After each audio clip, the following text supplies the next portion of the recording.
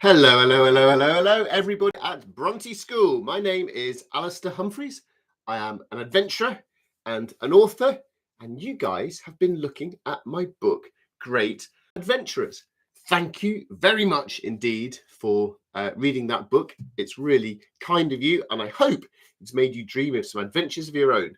You have asked me a lot of questions, so I'm going to get straight on with them. Boom! Starting with number one. I've got lots of energy this morning. Number one, Yuvraj, how long did it take you to cross the Atlantic Ocean?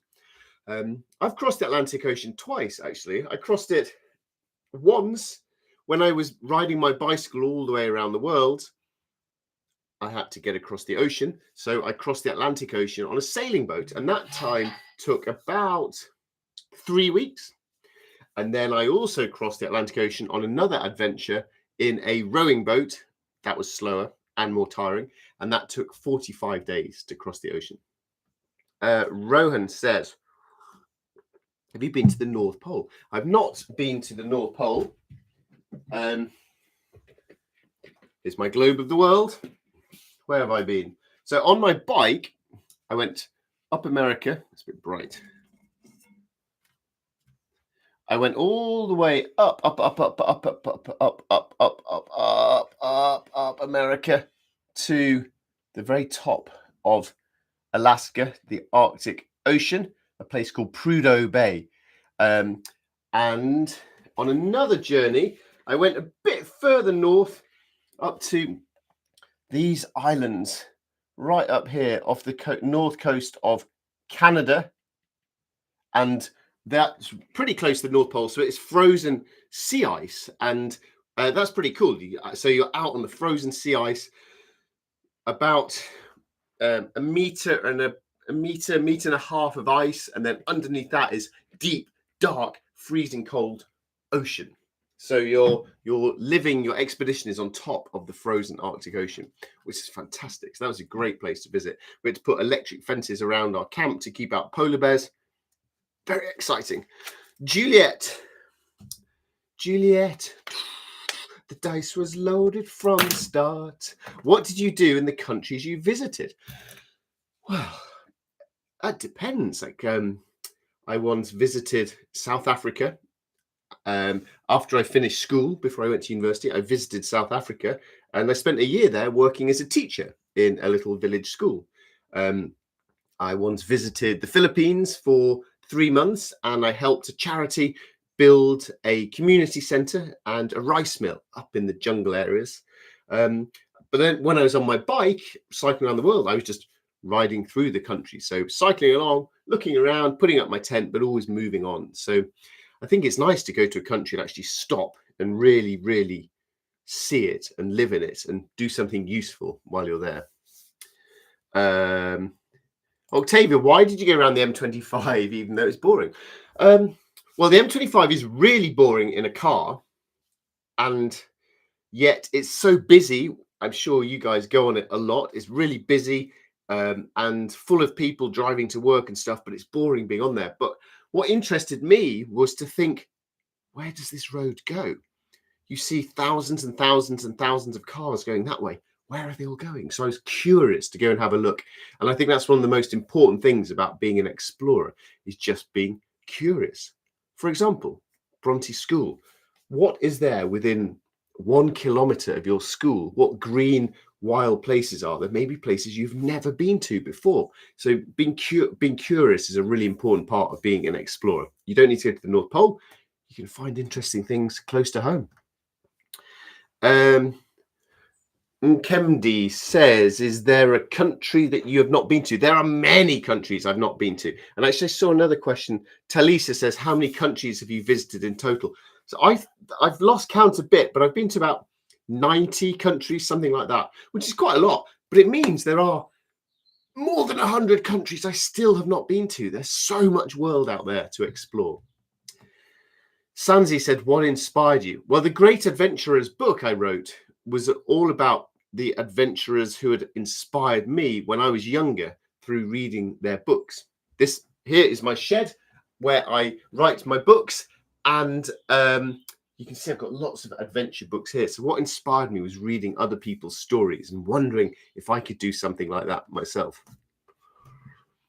Layla, how many adventures have you been on?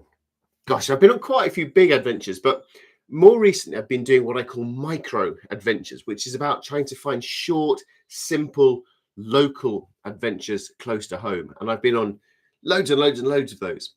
That's the whole point. You can find adventures even at the weekend or in the evening after school. You can have lots of little adventures. They don't just have to be all the way around the world adventures. Shay says, where do you go on holiday? That's a good question. This summer holiday, I went to the north of France, well, the west of France, called Brittany, to try and find some surfing. Last summer holiday, I went with with two families. We went by train all the way to Sicily, the bottom of Italy. Had a fantastic holiday and took the train back. That was great. Ottilie says, what was your favourite adventure? I think my favourite adventure might have been when I spent 1 month walking through Spain with no money, just playing the violin to earn money. And I'm really bad at the violin. So that was quite a scary but exciting adventure. And the reason I really loved it was because it completely depended on strangers being kind to me. And I think that's really important to see, to go to other countries and realize that people are kind and welcoming and generous and supportive. And just because you're from some foreign country doesn't mean that they just have to ignore you or be unkind to you. So I really loved that trip. If you look on YouTube, type in My Midsummer Morning, you will see me being very bad at the violin. Where are we? And I think Tade's question about what adventure was the most fun, I would also include that with that one.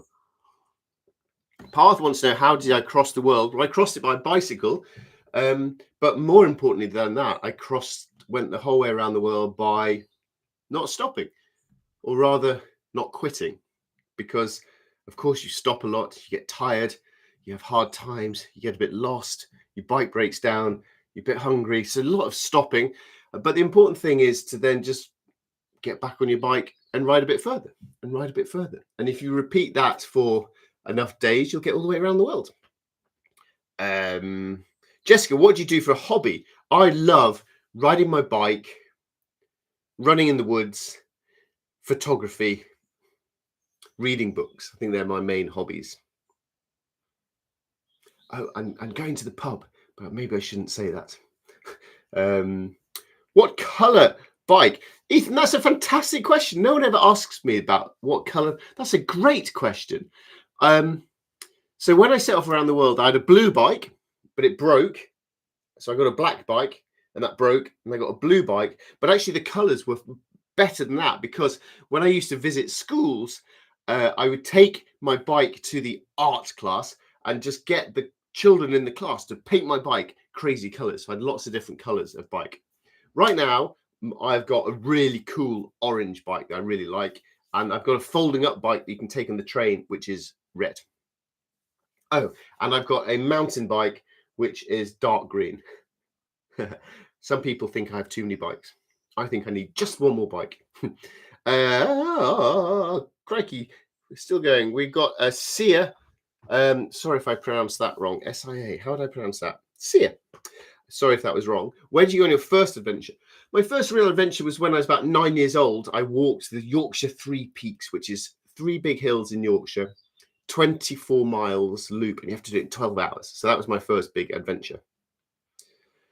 Joe Shan says, what was your worst journey? Whew. Well, often the worst journeys make the best stories later. So I think rowing across the Atlantic at the time, I really hated it. It was really hard, really tiring, didn't get much sleep. I had a very sore bottom. It's quite scary, really bad. But now that I'm home, I feel really proud to have done that. You have lots of good experiences when you look back on it. So I think it's important that adventures are hard and a struggle and a bit difficult, because then you feel good afterwards. Hazuri says, are you still adventuring? I'm not really doing big adventures anymore, although hopefully I might start again in a few years, but I'm mostly doing micro adventures at the moment. So short local journeys. And actually the most recent book I've written, was called, I've got to get an advert in so you can all go home and get your families to buy my books. This is my most recent book, which is all about exploring close to where I live and finding nature and wild places close to home. So that's what I'm doing these days. Williams asked about how old I was. Well, I was 24 when I set off to bike around the world.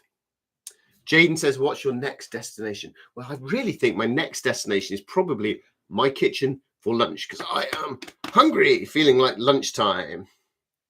And then Miss Goff, also interested in lunch, says, can we turn something boring like food shopping into an adventure?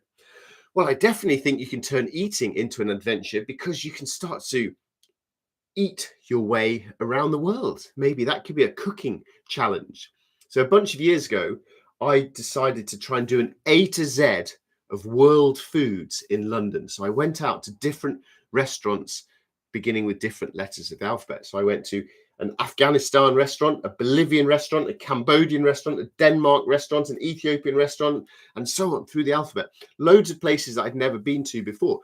And why I really enjoyed this was because it meant it took me to different parts of London I'd never been before. So I was being an explorer in my own city, but also I was eating in restaurants I'd never been to and learning about different countries, different cultures. So that was like being a food explorer of the world as well. So I'm pretty sure in your town, you will be able to find restaurants from lots and lots of different countries, African restaurants, South Korean restaurants, loads of good restaurants.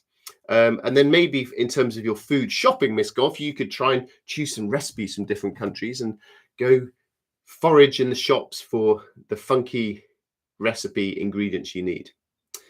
Next week, you're going to be learning about Nellie Bly. Yeah, she had a great journey around the world.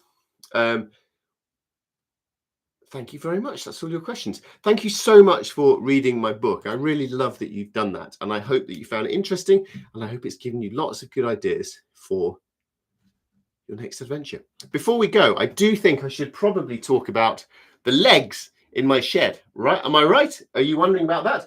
Well, since I started exploring local to where I live, I have realized that you can find, like, there's loads of fly-tipped rubbish. It's horrible. It really annoys me. There's just rubbish thrown around the area, which I hate. But the good thing is you sometimes find treasure. And I've started to find, or at least when I find it, I collect it, art. Thrown away, dumped pieces of artwork, which I'm keeping. So I'm now starting an art gallery. And then, I found, by the side of the road, a pair of legs. And who doesn't want a pair of legs? So I brought them home to keep in my shed. Do this. Ironically, the legs do not stand up. But thank you very much for all your excellent questions. I'm going to go have some lunch. Bye. Oh, your stream will stop immediately. Yes, I do want to end. Have a good day, everyone. Bye.